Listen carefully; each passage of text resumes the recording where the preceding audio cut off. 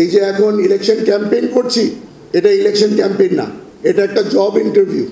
আমরা সবাই এখন জব ইন্টারভিউর জন্য নেমেছি। কিছু খাতা কলমে লিখে নিয়ে এসেছি, বিকজ আমরা যখন আজকে এই প্রোগ্রামে এসেছিলাম আমি নিজেও জানতাম না যে টপিকটা কি হবে। আসার পরে বুঝতে পেরেছি যে প্রশ্ন করবেন আপনারা, জবাব দিতে হবে আমাদের। তা আপনাদের এই প্রশ্নর থেকে কিছু জিনিস যেটা আমার বলার ছিল ওগুলো আমি লিখে নিয়ে এসেছি। প্রথমে আপনাদের কাছে আমি একটা প্রশ্ন করতে চাই। আমাদের দলের নাম বাংলাদেশ ন্যাশনালিস্ট পার্টি। এই যখন ন্যাশনালিস্ট শব্দটা আপনারা শুনেন, ওটাতে আপনারা কি বুঝেন? আমরা জাতীয়তাবাদ যে বলি, এটা একটা টার্ম হয়ে গেছে যেটা আমরা ওই শোনানোর জন্য বলি, কিন্তু আসলে এটার মিনিংটা কি ওটা কিন্তু আমরা এখন পর্যন্ত ঠিকমতো বুঝতে পারি না। এটা একটা কারণে বলছি। এটার কারণটা হচ্ছে কি, আজকে আমরা যখন এখানে দাঁড়িয়ে জাতীয় সঙ্গীত যখন শুরু হয়েছিল, টেকনোলজি ফেল করেছিল, কিন্তু আমাদের হিউম্যান ফ্যাক্টরটা কাজ করেছে। আমাদের বিচারপতি সাহেব এখানে দাঁড়িয়ে বেশ কনফিডেন্সের সাথে বাংলাদেশের জাতীয় সঙ্গীতটা জোর গলায় গেয়েছে, ন্যাশনাল প্রাইড। আমি আপনাদেরকে একটা ছোট ঘটনা বলবো। খুব কম সুযোগ হয় সিনেমা দেখতে যাওয়ার, ওই মুভি থিয়েটারে গিয়ে। আমি গিয়েছিলাম কিছু মাস আগে। বাংলাদেশের পতাকা যখন উঠছিল আর যখন বাংলাদেশের জাতীয় সঙ্গীত যখন শুরু হয়েছিল, হাতে গোনা কিছু মানুষ দাঁড়িয়েছে, বুকে হাত রেখে দাঁড়িয়েছে। অনেকেই ইয়াং জেনারেশনের বসেছিল, বিরক্ত হচ্ছিল যে সিনেমা শুরু হচ্ছে না কেন। দেখে আমি অনেক কষ্ট পেয়েছিলাম।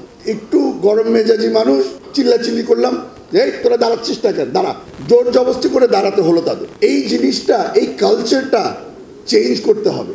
আমরা বাংলাদেশের জনগণ, আপনারা এখানে যারা জেন জি বলছি, জেন এক্স, বুমার্স, যেটাই বলেন না কেন, সকল সমাজের মানুষ, আমাদের ভিতর থেকে যদি ন্যাশনাল প্রাইড না আসে তাহলে বাংলাদেশ চেঞ্জ হবে না। এই জিনিসটা আমরা 5 অগস্টের পরে যে আমাদের দেখতে হবে যে বাংলাদেশের ফ্ল্যাগ যখন উড়ে আর ছেলেমেয়েরা দাঁড়ায় না, আসলেই অনেক কষ্টকর একটা জিনিস। আমাদের মেন্টাল ফ্রেমওয়ার্কটা ইমিডিয়েটলি চেঞ্জ করতে হবে। আমাদের ধরে নিতে হবে যে আমাদের প্রতিটা কাজ, আমাদের প্রতিটা উদ্দেশ্য has to be Bangladesh first. এটা হচ্ছে গিয়ে আমাদের সবচেয়ে বড় জিনিস, এটা হচ্ছে গিয়ে আমাদের সবচেয়ে বড় শক্তি। এখানে একটা প্রশ্ন এসেছিল যে বাংলাদেশ জাতীয়তাবাদী দলের এত বড় একটা প্রোগ্রাম নিয়েছি যে 1 কোটি মানুষকে নতুন চাকরি দেওয়া হবে, এটা কি আসলেও রিজনেবল নাকি না, এটা কি আসলেও পসিবল নাকি না। ইংলিশে একটা প্রভার্ব আছে, আপনারা হয়তো শুনেছেন, ফরচুন ফেভার্স দ্য ব্রেভ। আমরা যেই ধরনের প্রোগ্রাম নিয়েছি আসলে অনেক সাহস লাগে, আর এই সাহস নিয়ে আমরা আগাতে পারছি সিম্পলি বিকজ আমাদের ওই কনফিডেন্সটা এসেছে আপনাদের থেকে, জেন জি এর থেকে ওই কনফিডেন্সটা এসেছে। আশা করি আপনারা যদি সহযোগিতা করেন, আমাদের যতগুলি প্রোগ্রাম আমরা আপনাদের সামনে তুলে ধরেছি প্রতিটা সাকসেসফুল হবে, কিন্তু ওটা আমরা একা করতে পারবো না, আপনাদের সহযোগিতা লাগবে।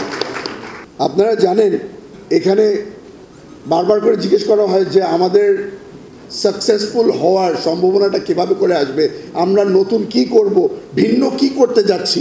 যদি বাংলাদেশ জাতীয়তাবাদী দল, যদি তারেক রহমান সাহেব দেশ পরিচালনা করার সুযোগ পায়, আমরা নতুন কি করব। Very simple. আপনারা যারা এখানে, আপনারা সবাই ইউনিভার্সিটি স্টুডেন্টস, আপনারা সবাই এই টার্মটা শুনেছেন, কেপিআই। কেপিআই শুনেছেন না? কেপিআই হচ্ছে গিয়ে কি পারফরমেন্স ইন্ডিকেটর।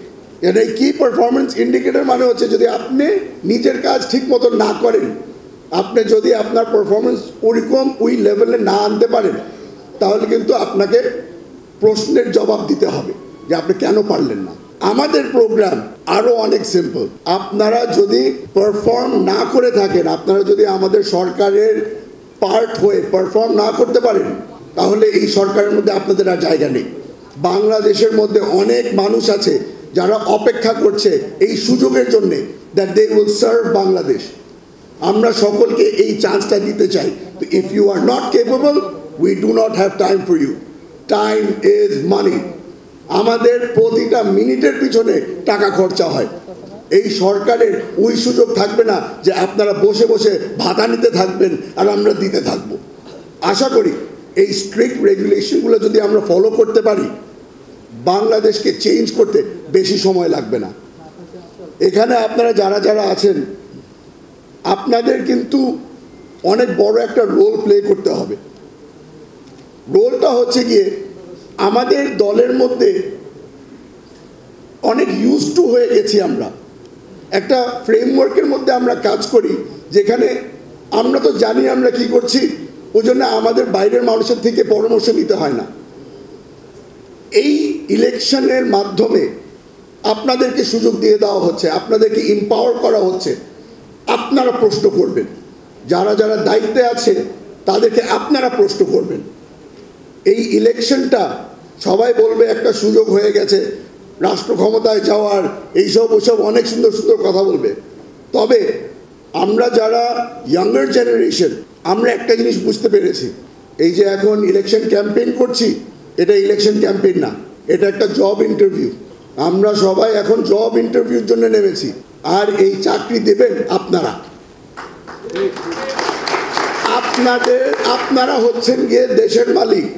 যদি এমপি হতে পারি তাহলে আপনাদের কাছে আমাদের গিয়ে জবাব দিতে হবে। আশা করি যদি পারফরমেন্স ভালো না হয়ে থাকে সামনের বার আর সুযোগ দিবেন না। আসসালামু আলাইকুম।